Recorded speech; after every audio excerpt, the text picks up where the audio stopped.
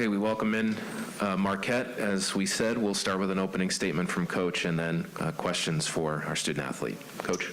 First off, congratulations to Connecticut. I thought, obviously, that first quarter they came out just through, I think, every punch we could barely handle. Their defense was tremendous.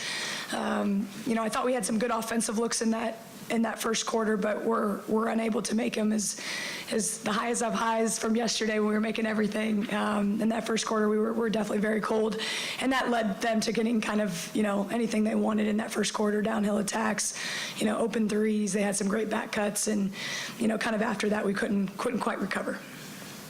Questions for Carissa? Please raise your hand, and we'll get the microphone over to you once you're recognized. Any questions for Carissa? We'll start right here in the second row. Hi, Daniel Matai with our Hoop Stats. Carissa, coming from Purdue and playing here at Marquette, what's it been like playing for Coach Duffy and just gelling with this team this entire season? It's been a privilege to be able to play for Coach Duffy and this coaching staff, and to play amongst an incredible group of young ladies that work hard every single day, and I wouldn't trade it for the world to finish my career off at this university. Here in the back row. Ben Schultz, Marquette Wire. UConn played a lot of four-guard lineup. Was that difficult to defend? I know you're a guard, but what kind of look did that give you guys? Yeah, I think they adjusted throughout the game. A lot of guard matchups, a lot of post matchups. They scored a ton in the paint, but I think we just constantly had to adjust to what they were throwing at us. And I think not consistently, but towards the end, the last 15 minutes, I think we really competed at the level we wanted to. You finished the game with the team high of 15 points. It seemed like you were getting a lot of shots that you're accustomed to make. What were you seeing out there for yourself offensively? Yeah, I think Coach Duffy just wants her scorers and playmakers to stay aggressive, and I was just doing everything I could to keep my game in it, or keep my team in it. Anything else for Chris? We'll go here to Tim in the front row, and then we'll go immediately to Tim's left. Hi, Carissa. So for you, last year, you had your season cut short. You only played 7 games because of an injury, and for you to, make it wire to wire, not missing a single game this year, I mean, how much did that mean to you? And obviously finish, unless you still have, a lot more basketball postseason-wise ahead of you, but what was it like for you to, finish this season strong with a pretty solid shooting night, knocking down, 3 3-pointers and then 7 threes just in this tournament alone? Yeah, it's really exciting, and like I said, just the teammates I'm surrounded by and the coaching staff, I'm really excited to play for this team, and to be able to do it at this university is very special, and I wouldn't trade it for the world, but it was just fun basketball this year, and I really enjoyed it. Tim, can you hand the microphone to your left? Hi, Carissa. Pat Eaton-Robb from the Associated Press. Obviously, you knew you weren't going to get 105 points today, but can you just talk about what UConn does on defense that makes it so tough? You guys, their last 4 opponents didn't even get over 40 points, so can you just address what it is that they do that is so hard to score against? Mm-hmm. Yeah, their physicality, I think, first and foremost, just gets people out of their offense, makes it harder to get the ball on the wings, just pushes you out more in the post. But overall, just makes it hard because their physicality and their length. So you kind of have to adjust to that throughout the game, which is what takes people out of their offense. Anything else for Carissa before we let her go? Carissa, you talked about your teammates a little bit as well. Even though it's not the first quarter, the fight didn't come up. How would you describe what this unit was like to play on this season? Yeah, I think that perfectly describes this team. The fight, the willingness to never give up. Every single person knows that they matter on this team and invest in their role. So just to see people, picking people up, taking extra rebounds, just the fight in this team is what's going to continue to go on in postseason. And that's what I've loved so much playing with this team throughout the year.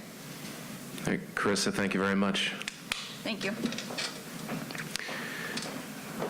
Please raise your hand if you have a question for Coach, and we'll get the microphone over to you. We'll start over here on the left side. Hey, Coach, Doug Fomberg, DAP.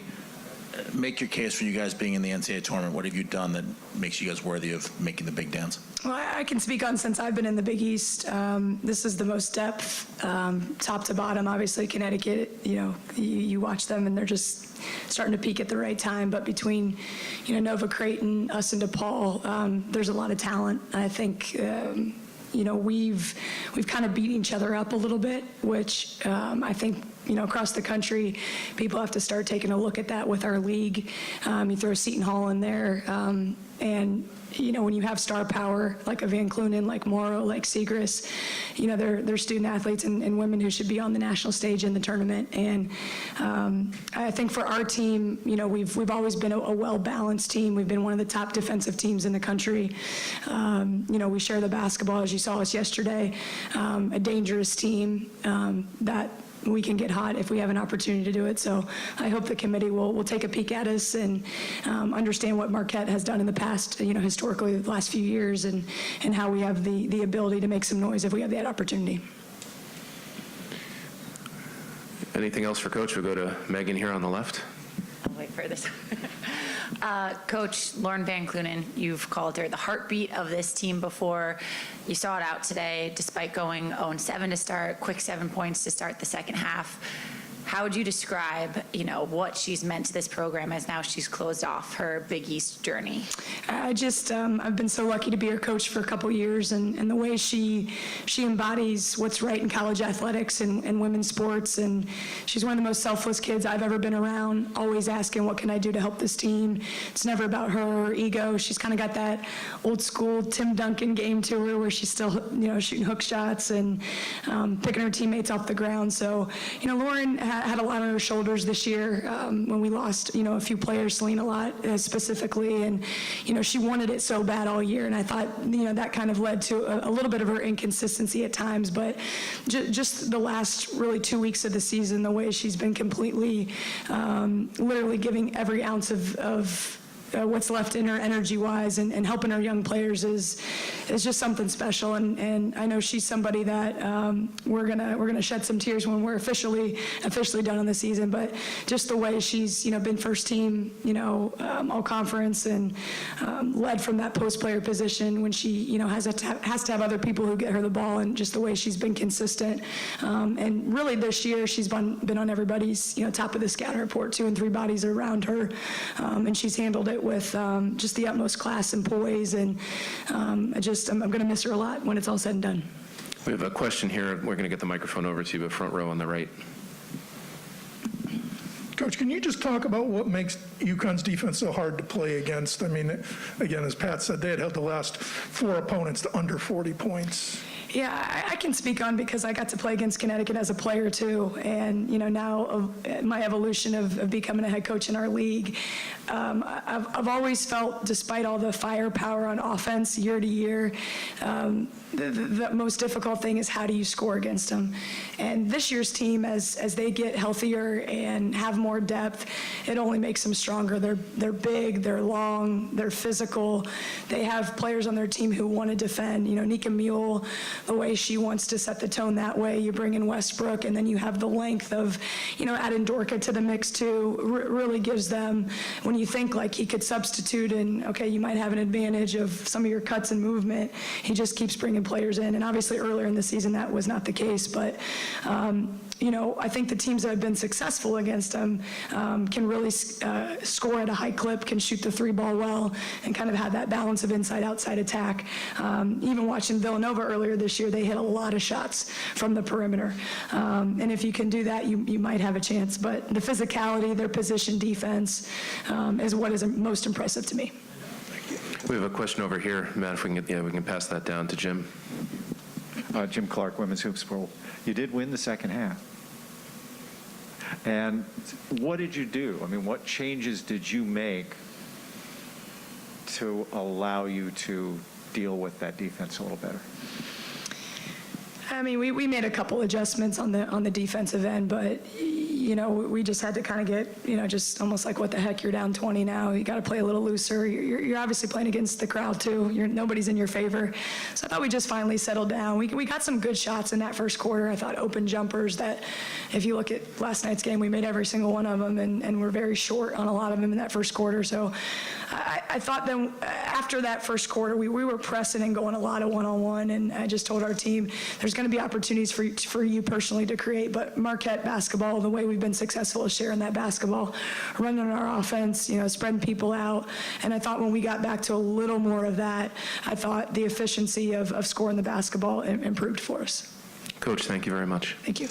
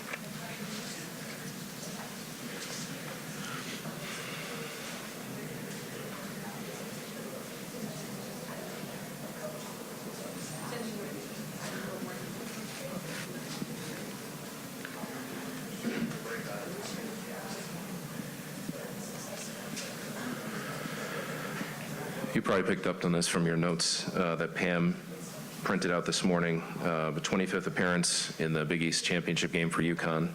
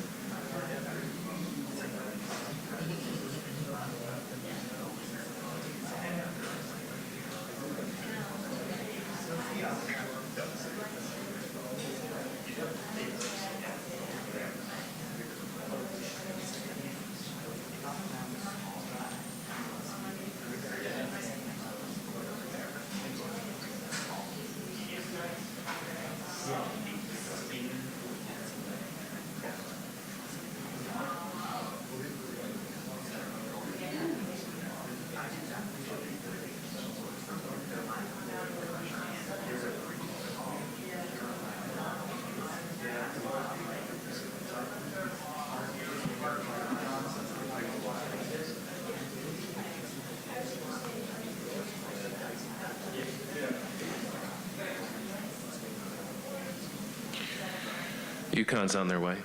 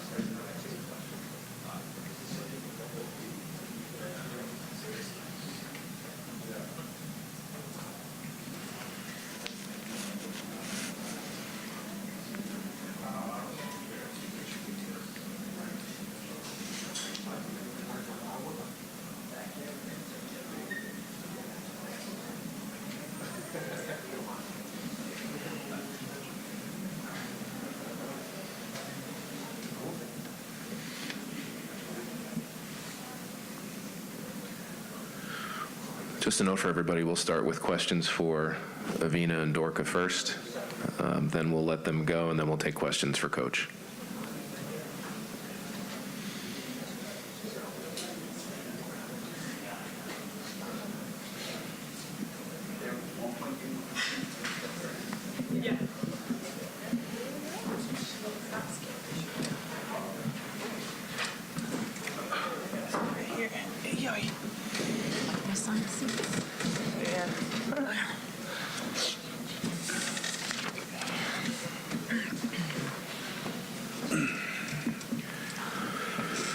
All right, once again, raise your hands. We'll get the microphone over to you, but questions for Avina or Dorka first.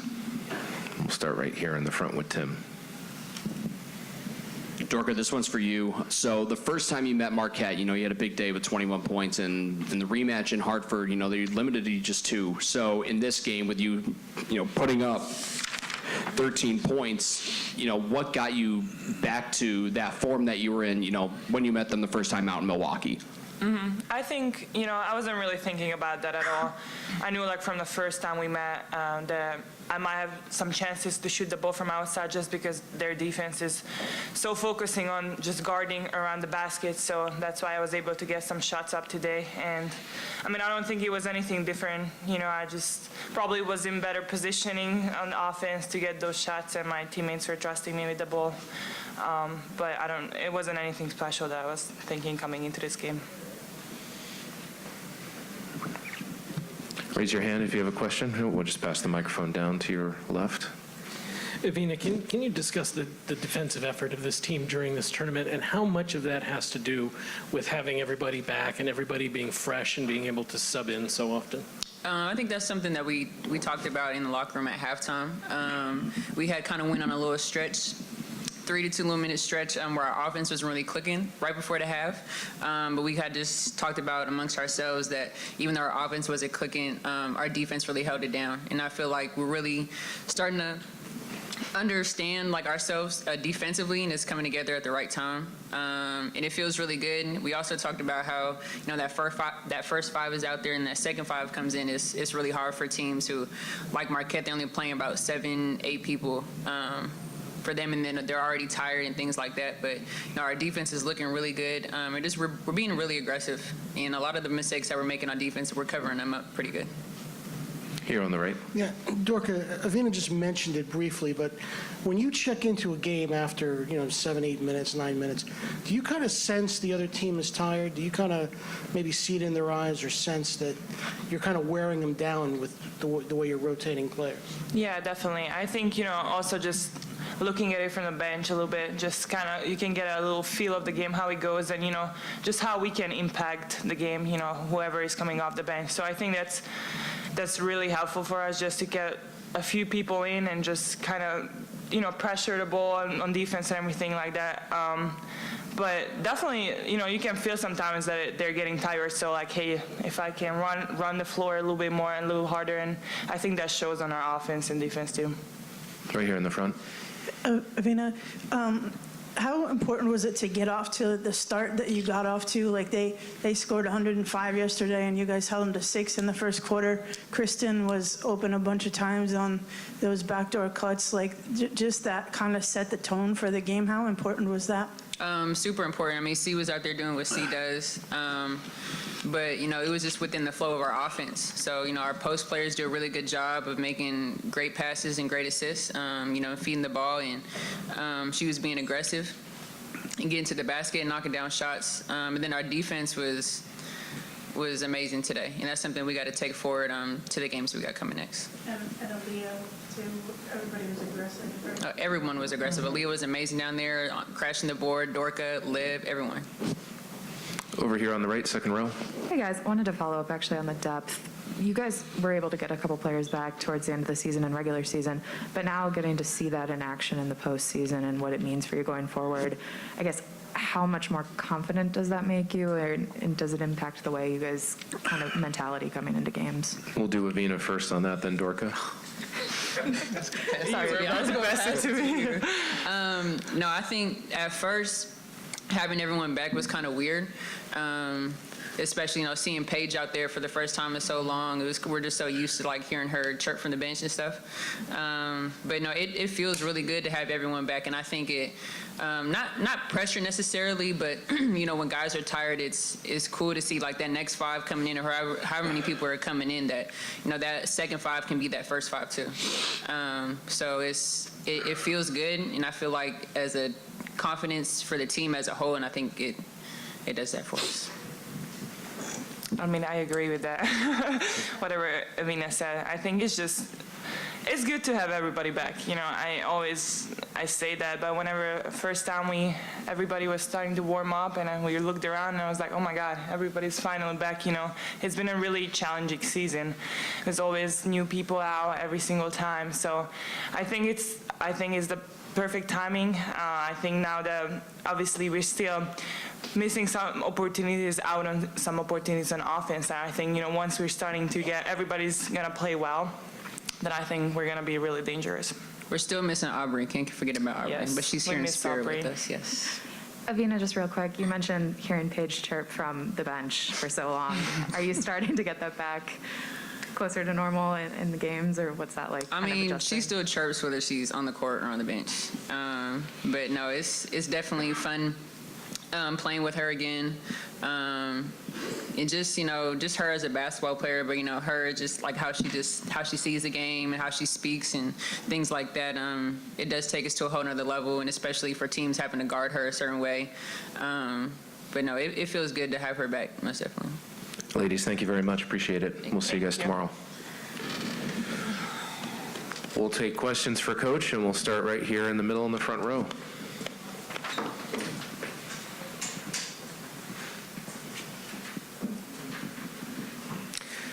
Geno, this is the second game in a row where Kristen has kind of dominated the first period and got you guys off to the good start. So is that something you've asked her to do, and then she kind of also has kind of disappeared after that in these last two games. So is it just telling her to go out full force and get you guys off to these starts, or what has her role been? Yeah, there hasn't been anything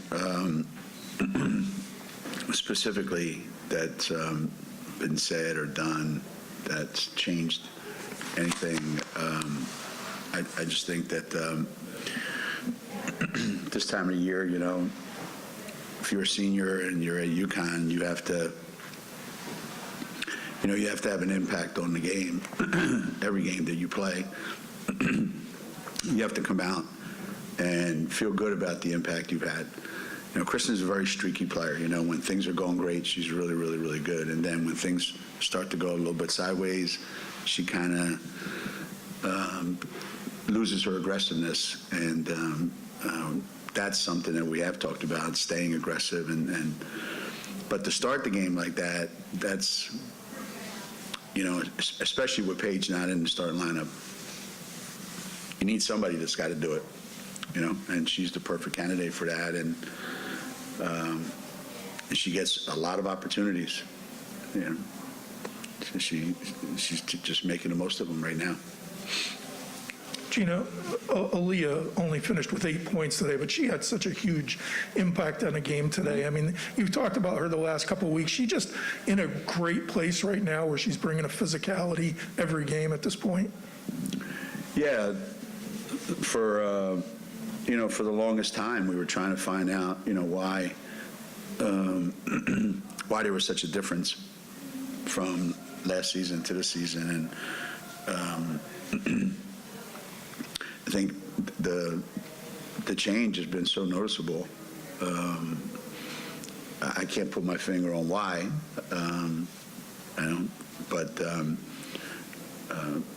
but she's practicing better, she's playing better, she's more confident,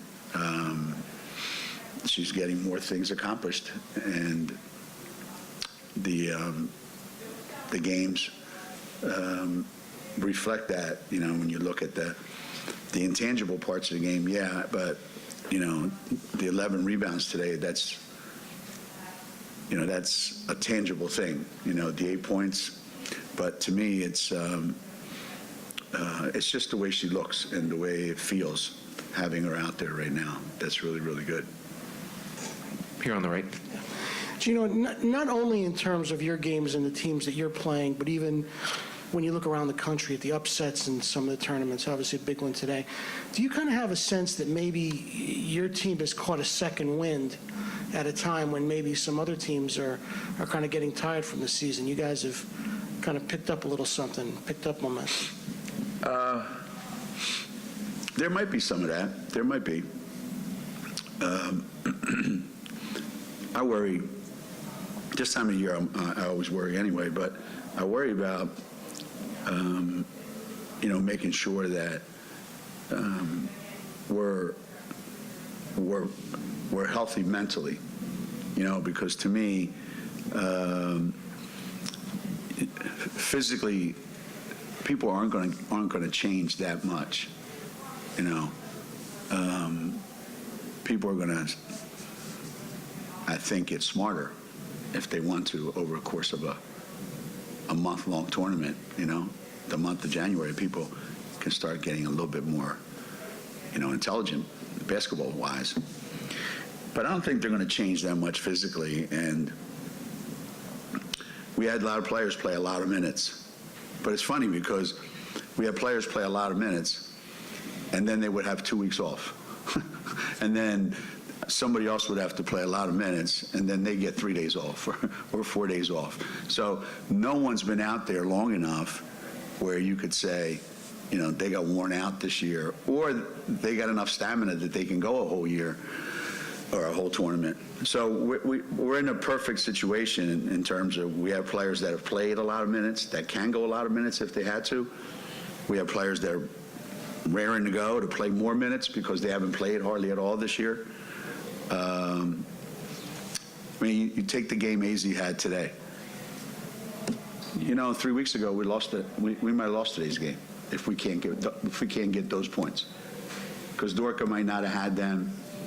E might not have had them, but there's this feeling now that we know we're going to get them, we just don't know from where. And for a while there, it was Paige in the beginning, and then it became Caroline, and then it became AZ, and now we just know we're going to get them, we just don't know where, which I guess that's a good thing. Back here in the front again. You talked about being mentally healthy. Is that where Avina is right now? I mean, for her to come off the bench as well as she has been, lead you in scoring today, it just seems like she's in a good spot. Yeah. I mean, listen, when a coach changes your role, you can go one of two ways. You can embrace it, and make the most of it and actually shine in that role, or you can, feel slighted in some way, or especially when you're a senior, and then it goes the other way and you get nothing accomplished. So I have a lot of respect for E, the way she's handled this, and for the longest time too, she was the first guard off the bench, right? And now the Paige is around. Sometimes I go to E, sometimes I go to Paige. Depends on what I'm looking for out there. And then I just got a feeling halfway through the game. I said, we need to put E in the game. And she makes 2 straight threes from the corner, right? Or one from the corner, one from in front of us. So she's doing a little bit of everything. And that's a lot better than a lot of nothing. Front left here. Geno, I know you have some more work to do in your own neighborhood tomorrow night, but looking at the national picture and the South Carolina loss and LSU and Louisville, just how wide open do you consider this national tournament this year? And do you care what you're seated and where you play? Yeah. No, I really don't. We've talked about this at home with our guys that are around us a lot. You earn your spot. You earn your place. So if at the beginning of the season they say, these are the 4 places, and now everybody has the same chance to earn those 4 spots. And for the last 15 years, however long, we're a number one seed. So we go wherever that place is. And it's not like people are lined up from here to Chicago bidding to host so there's only so many that are going to do it. And, UConn gets this reputation of, they're always playing close to home. Yeah, well, that tends to happen when you're undefeated and you're number 1 seed, right? So we earned that. Well, this year, somebody else may have earned it, probably. And so wherever they put us, that's where we're going to go. And looking at today and looking at some, I don't know that much I don't know how much that's changed. Maybe the teams that were slated to go wherever they were slated to go are still going to go there anyway. I just know that wherever they had us 3 weeks ago, I don't think they have us there anymore. I don't know where they're changing us to, but I don't think we're where they thought we were going to be 3 weeks ago or a month ago. I mean, there's some teams that I think have proven to be that good. South Carolina being one, NC State being another one, or Stanford being another one, and Louisville to a certain extent. And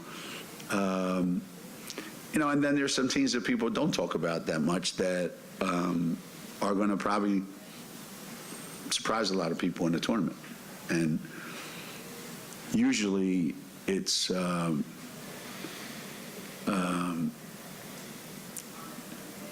pretty predictable in some ways. It's kind of a little bit like college football. It gets to be pretty predictable at times. Who's going to be where. Walsh and I were having a funny conversation one time, and somebody said to him, it's a lot easier to make the Final Four in women's basketball than it is in men's basketball. And Walsh started laughing. He goes, well, actually, it's not, because there's only 3 spots available because UConn's got the other spot. So there's this perception that the same teams are going to be there every year, and this year may be one of those years where, a lot of people get surprised.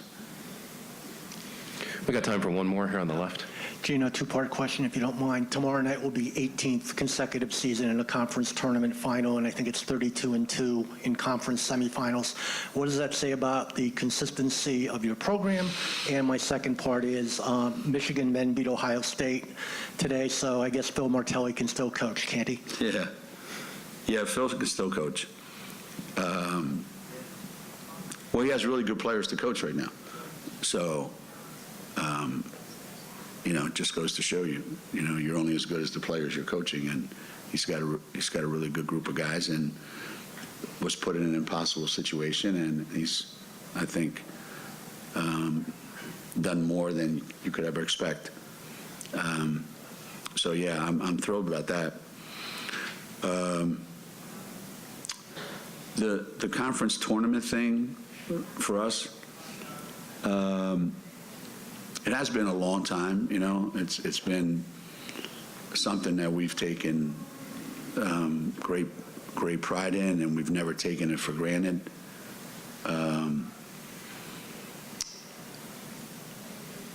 I think teams and programs go through peaks and valleys, and our peaks are pretty high, and our valleys over the years have not been too low.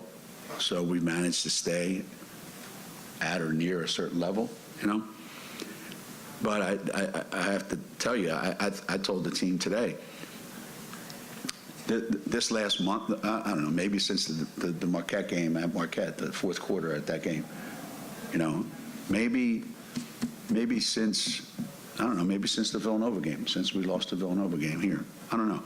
But there was a point in time that we started to look like the UConn teams of old. And it's taken a long time to get there. Now I just hope we can stay there for another 15 years, but it's taken a long time to get back there. We've never taken it for granted, but I know it when I see it, and I know a lot of people watching were like, this is what I'm used to. This is what I'm used to seeing UConn do in past years, and that hasn't necessarily been there in the last 4 or 5 years. So I'm more excited about that than whatever number this is or whatever number tomorrow is. I don't know what that is, those numbers. Although I did see the ACC trophy, man, that thing's nice. I gotta ask Walls how I can get one of those. We're going to play for one tomorrow. One of ours. Coach, thank you. No, wait, go ahead. Go ahead. When you talk about the UConn teams of old, is it that defensive intensity? Is it, all the different people contributing? What are you talking about when you're seeing that old UConn? Everything starts with what's happening on the defensive end and the pride that you take on every single possession, that you feel it's important to you personally that we get a stop. And I don't think that's as easy to do anymore as it used to be. We used to have a pretty good plan, and it worked all the time. We would try to recruit players that can score, and we've certainly been successful at that over the years. And then we bitch at them every minute of every day to play defense. And they did. So when you've got players that can score and they're willing to commit themselves to play defense that hard, then you start to see some of the stuff that you guys have been seeing for X number of years. It's just that for, a short period of time here recently, it's been missing. It's been missing.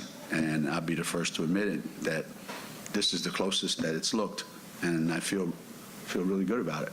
I'm happy for them, happy for us, happy for our fans, because that's what they've come to expect.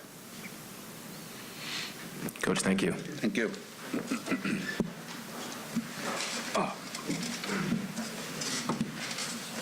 See you tomorrow.